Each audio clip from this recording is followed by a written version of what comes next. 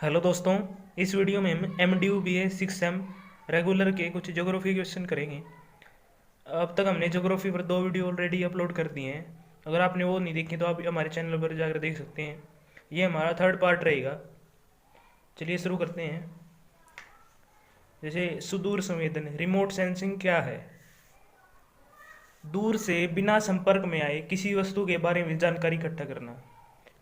मतलब कहीं दूर से, दूर बैठे कहीं किसी रीजन में जहाँ जाना पॉसिबल नहीं है, जहाँ हम फिजिकली नहीं जा सकते, उस क्षेत्र या उस चीज़ के बारे में जानकारी प्राप्त करना ही सुदूर संवेदन है।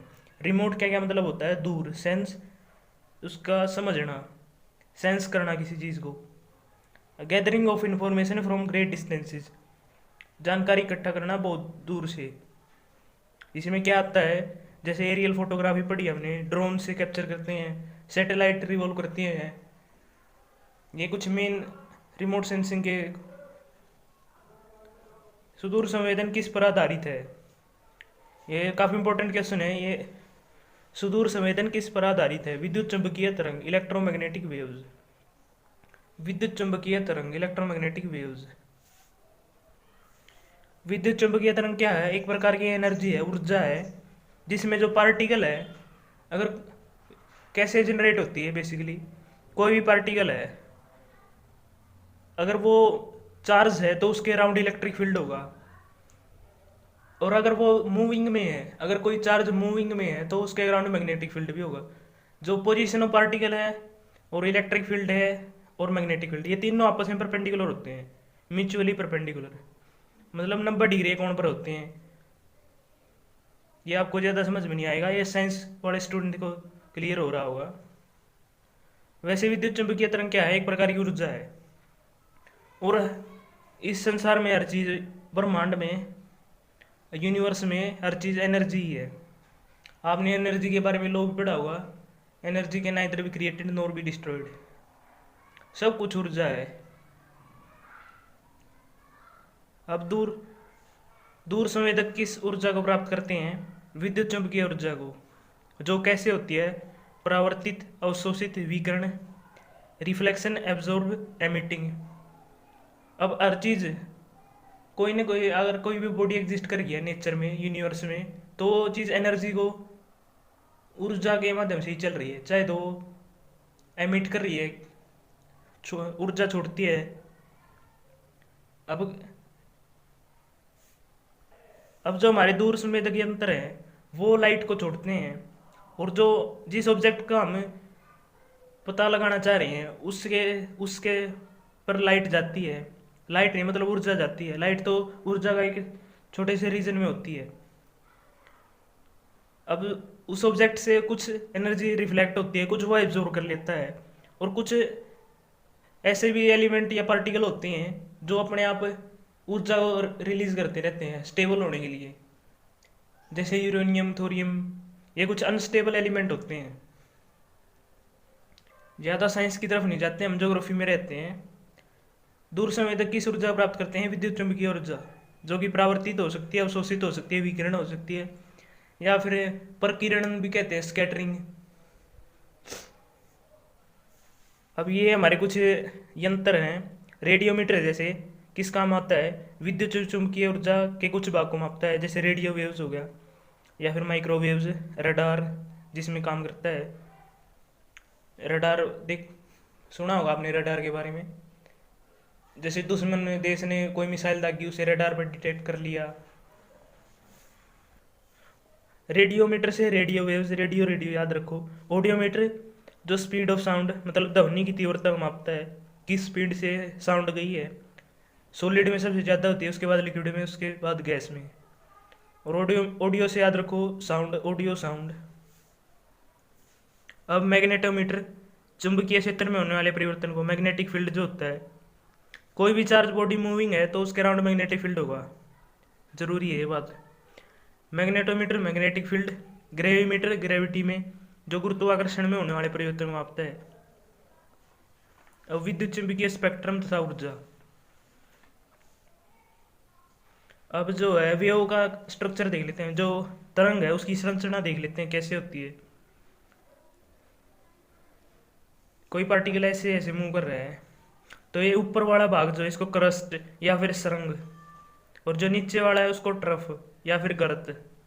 और जो इनके मिड पॉइंट लो आप बीच में से, जैसे इसका ये और इसका ये, इनके बीच की जो डिस्टेंस होगी ना, दो लगातार होनी चाहिए, मतलब दो क्रस्ट के बीच में या तो फिर दो ट्रफ के बीच में, दो सरंगों के बीच में या दो गर्तों के बीच में जो डिस्टेंस होगी वो वेवलेंथ, जिसे तरंग दैर्घ्य कहते हैं। और ये जो विद्युत चुंबकीय ऊर्जा है किस गति से चलती है, 3 लाख किलोमीटर पर सेकंड, 3 × 10⁻⁶। और जो तरंग दैर्घ्य होता है, वेवलेंथ होता है, और जो फ्रीक्वेंसी होता है वो इनवर्सली प्रोपोर्शनल होते हैं। इसका क्या मतलब हुआ, अगर की किसी तरंग की तरंग दैर्घ्य ज़्यादा है तो उसकी आवृत्ति कम होगी, आवृत्ति ज़्यादा तरंग दैर्घ्य कम हो जाएगी, मतलब इनके बीच में उल्टा रिलेशन होता है। और जो आवृत्ति होती है वो क्या होती है, किसी स्थान से तरंगों की संख्या कितनी हुई। अब आप इस जगह पर खड़े हो जाओ, और जो ये इसका जो ये कंप्लीट साइकिल है ना, यहाँ से लेकर यहाँ तक एक क्रस्ट और एक ट्रफ को मिलाकर ये पूरा एक साइकिल हो गया। अब यहाँ पर खड़े हो जाओ, अब 1 सेकंड में देखो कितने साइकिल कंप्लीट कर लिए इसने, वो इसकी आवृत्ति होती है number of waves per unit time. ये थोड़ा एक्सप्लेन इसलिए कर रहा हूँ मैं क्योंकि मुश्किल है ये पार्ट, ज्योग्राफी वालों के लिए खासकर, क्योंकि साइंस स्ट्रीम में तो काफ़ी इजी चीज़ें हैं, ये कुछ भी आ सकता है। ये 4 यंत्र, विद्युत चुंबकीय ऊर्जा, मेन तो यही है, और ये तरंग दैर्घ्य, फ्रीक्वेंसी के बारे में। अब ये जो हमारा इलेक्ट्रोमैग्नेटिक स्पेक्ट्रम है, विद्युत चुंबकीय स्पेक्ट्रम, इसमें जो ऊर्जा है उसको हमने फ्रीक्वेंसी, जो मतलब आवृत्ति है और तरंग दैर्घ्य है, उसके अकॉर्डिंग इनको बांट दिया है किरणों को। जैसे सबसे पहले होते हैं गामा रेज, इनकी फ्रीक्वेंसी सबसे ज़्यादा और वेवलेंथ कम, क्योंकि उल्टा रिलेशन है, फ्रीक्वेंसी जितनी ज़्यादा वेवलेंथ उतनी ज़्यादा कम। Gamma rays, X rays, ultraviolet, visible, infrared, microwaves, radio waves. अब हिंदी वालों के लिए गामा एक्स किरणें, पराबैंगनी और विजिबल को दृश्य, इंफ्रारेड अवरक्त, माइक्रोवेव्स को माइक्रोवेव्स, रेडियो को रेडियो वेव्स। एक बार ये आइडिया देने के लिए कैसे क्या होता है, इनको जो भी ऊर्जा है ना अर्थ इस एनर्जी से चल रही है, उस एनर्जी का जो फ्रीक्वेंसी है, अगर कोई चीज़ एनर्जी है और वो वेव की फॉर्म में है, मतलब तरंग की फॉर्म में है, तो उनको आवृत्ति और उनके तरंग दैर्घ्य के अनुसार बांट दिया है। इसको क्लासिफाई करते हैं ना, इस चीज़ को स्पेक्ट्रम कह रहे हैं हम। और दृश्य में क्या होता है, सबसे पहले वोयलेट, इंडिगो भी आता है, Indigo, blue, green, yellow, orange, red, जिसे आप विबग्योर के नाम से याद रख सकते हैं। वी से वोयलेट, आई से इंडिगो, पी से ब्लू, जी से ग्रीन, वाई से येलो, विब, वी ओ से ऑरेंज, विबग्योर। ये बाकी इतना डीप जाएंगे नहीं, violet, blue, green, yellow, orange, red. अब कुछ ये यूनिट हैं, 1 किलोमीटर में 1000 मीटर, 1 मिलीमीटर में 10⁻³ मीटर, 1 माइक्रो में 10⁻⁶, नैनो में 10⁻⁹, एंगस्ट्रॉम में 10⁻−10, पिकोमीटर में 10⁻−12। याद रह जाए तो अच्छा है, वरना कोई ज़्यादा जरूरी है नहीं। और किलो में हर्ट्स में 10⁻³ हर्ट्स, ये फ्रीक्वेंसी के लिए, ये वेवलेंथ के लिए। Mega 10⁻6, giga hertz 10⁻9 hertz.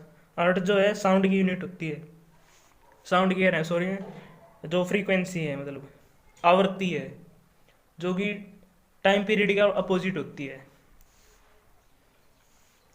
वस्तु के लिए विद्युत चुंबकीय ऊर्जा के लिए क्या चीज़ जरूरी है, कोई भी चीज़ ऊर्जा कब छोड़ती है मतलब विद्युत चुंबकीय ऊर्जा के लिए क्या चीज़ जरूरी है, उसका तापमान जो है 0 डिग्री केल्विन है।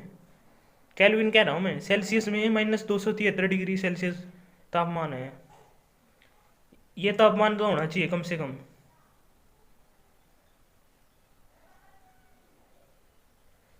विद्युत चुंबकीय ऊर्जा के लिए 0 डिग्री केल्विन तापमान होना चाहिए, ये डायरेक्ट क्वेश्चन आ सकता है।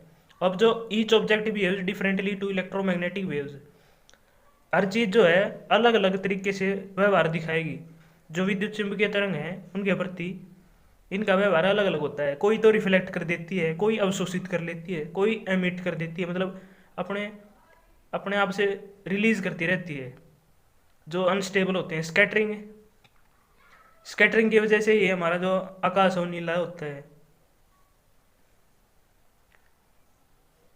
कुछ चीज़ें तो रिफ्लेक्ट करती हैं, कुछ परावर्तित करती हैं, कुछ अवशोषित, कुछ प्रसारण कर देती हैं, कुछ इनका प्रकीर्णन कर देती हैं। अब जो ब्लैक बॉडी जो होती है वो सबसे ज़्यादा, काला रंग सबसे ज़्यादा ऊष्मा को अवशोषित करता है। ये थे कुछ इंपॉर्टेंट क्वेश्चन। इस वीडियो के लिए इतना ही रखते हैं। अगर आपको ये वीडियो पसंद आई तो लाइक शेयर करें अपने दोस्तों के साथ और सब्सक्राइब जरूर कर लें चैनल को आने वाली वीडियो की नोटिफिकेशन के लिए। Thanks for watching.